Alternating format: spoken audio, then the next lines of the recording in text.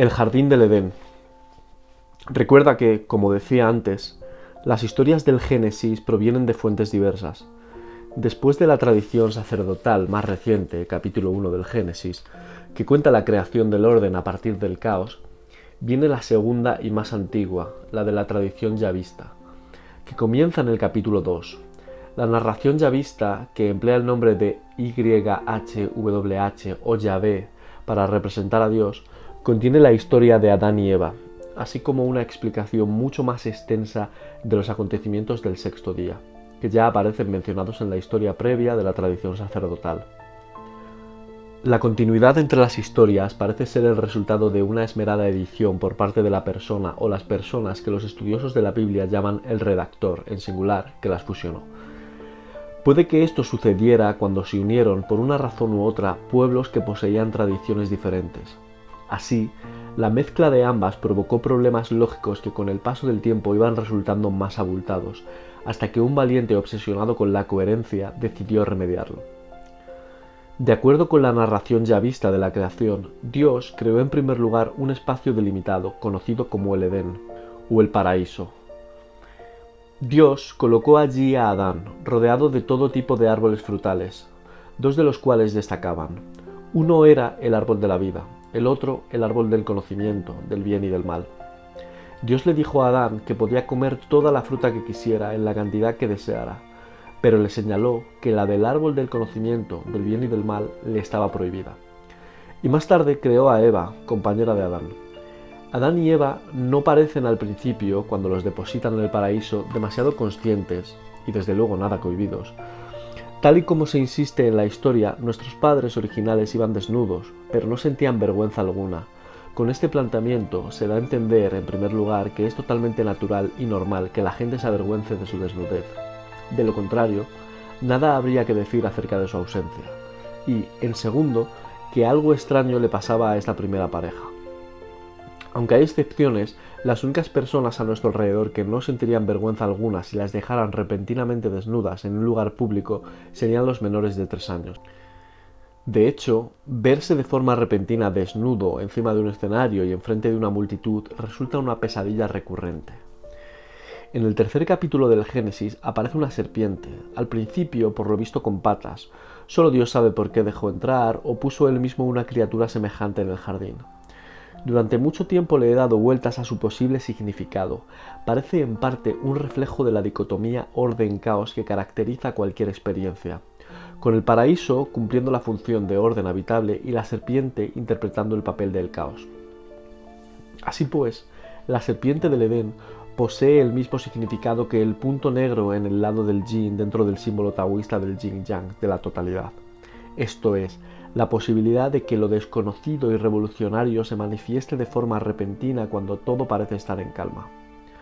Así pues, no parece posible, ni siquiera para el propio Dios, crear un espacio acotado que quede totalmente protegido del exterior, no en el mundo real, con sus necesarias limitaciones y rodeado de lo trascendental. Lo exterior, el caos, siempre consigue colarse, porque nada puede estar totalmente confinado del resto de la realidad. Así pues, hasta el lugar más seguro posible alberga de forma irremediable una serpiente. Siempre ha habido serpientes de las auténticas, reptiles, en la hierba y los árboles de nuestro paraíso original africano. Incluso si se hubiera expulsado a todas, de alguna forma inconcebible por parte de un hipotético San Jorge primitivo, las serpientes se habrían perpetuado adoptando la forma de nuestros antiguos rivales humanos, al menos cuando actuaban como nuestros enemigos desde nuestras limitadas perspectivas de grupo y linaje. Después de todo, si algo nos faltaba entre nuestros antepasados, tribales o no, era el conflicto y la guerra.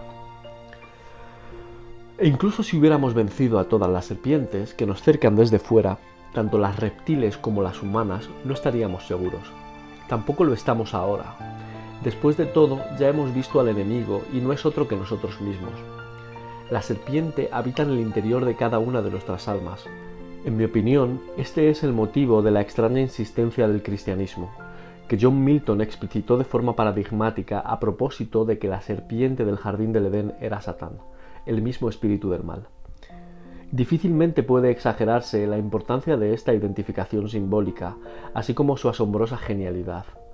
Precisamente mediante este ejercicio de la imaginación, practicado a lo largo de los milenios, se desarrolló la idea de unos conceptos morales aislados, con todo lo que conllevan. Hay un trabajo hercúleo, imposible de imaginar, detrás de la idea del bien y del mal, y su correspondiente metáfora onírica. La peor serpiente posible es la eterna tendencia humana al mal. La peor serpiente posible es psicológica, espiritual, personal, interna.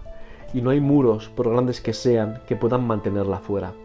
Incluso si la fortaleza fuera en principio lo suficientemente sólida como para dejar fuera todas las cosas malas, volverían a aparecer inmediatamente desde el interior. Tal y como repetía el gran escritor ruso Alexander Solzhenitsyn, la línea que separa el bien del mal atraviesa el corazón de todo ser humano. Básicamente no hay forma alguna de enclaustrar un espacio, aislarlo de la enorme realidad que nos rodea y conseguir que todo en su interior sea seguro y previsible. Parte de aquello que se ha dejado fuera tan cuidadosamente terminará por volver a colarse. Alguna serpiente, en términos metafóricos, acabará por aparecer. Incluso los padres más diligentes no pueden proteger completamente a sus hijos, ni siquiera encerrándolos en un sótano, totalmente alejados de las drogas, el alcohol y el porno por internet. En ese caso extremo, los padres demasiado precavidos y solícitos acaban por ocupar el lugar de los otros problemas terribles de la vida. Esta es la gran pesadilla edípica de Freud.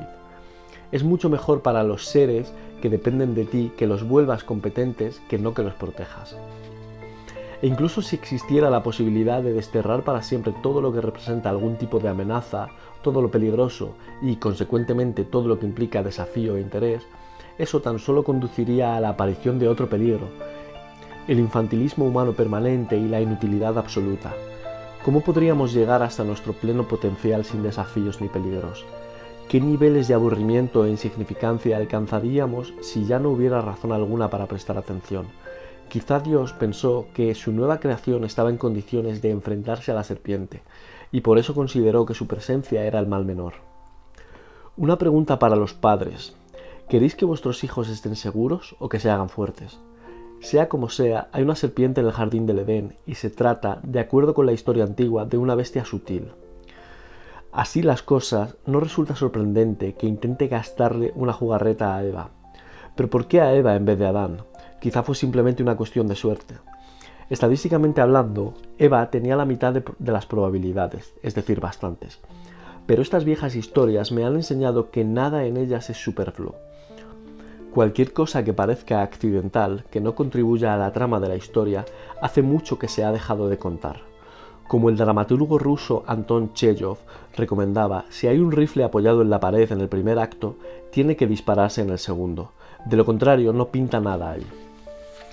Quizá la Eva primordial tenía más razones para prestar atención a las serpientes que Adán. Tal vez había más posibilidades de que atacaran, por ejemplo a sus hijos que vivían en los árboles. Quizá es por esto que las hijas de Eva son más precavidas, cohibidas, temerosas, inquietas, incluso hoy, sobre todo y especialmente en la más igualitaria de las sociedades humanas contemporáneas. En cualquier caso, la serpiente le dice a Eva que si come la fruta prohibida no morirá, sino que al contrario se le abrirán los ojos y se volverá como Dios, capaz de distinguir el bien y el mal.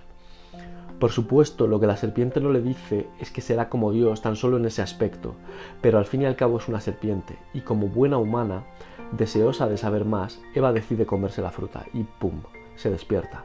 Ahora se vuelve consciente, o quizá consciente de sí misma y se cohíbe por primera vez. Pero ninguna mujer lúcida y consciente va a aguantar a un hombre que no ha despertado. Así pues, Eva comparte inmediatamente la fruta con Adán, y él también se convierte en un ser consciente de sí mismo y avergonzado. Ha cambiado bien poco, las mujeres han hecho que los hombres sientan vergüenza desde el principio de los tiempos. Es algo que consiguen fundamentalmente rechazándolos, pero también avergonzándolos cuando no asumen responsabilidades. No resulta extraño teniendo en cuenta que las mujeres asumen la principal carga de la reproducción. Es más, es difícil imaginar que pudiera ser de otra forma. Pero la capacidad de las mujeres de avergonzar a los hombres y volverlos inseguros sigue constituyendo una fuerza primordial de la naturaleza. Llegados a este punto, quizá te preguntes qué diantres tienen que ver las serpientes con tener los ojos abiertos. Bueno, para empezar, es claramente importante verlas, porque puede que estén acechándote, sobre todo si eres pequeño y vives en árboles como nuestros antepasados arbóreos. La doctora Lynn Isbell, profesora de antropología y comportamiento animal en la Universidad de California, ha sugerido que la vista tremendamente aguda que los seres humanos poseen de forma casi exclusiva fue una adaptación a la que nos vimos forzados hace decenas de millones de años ante la... No, tío, no.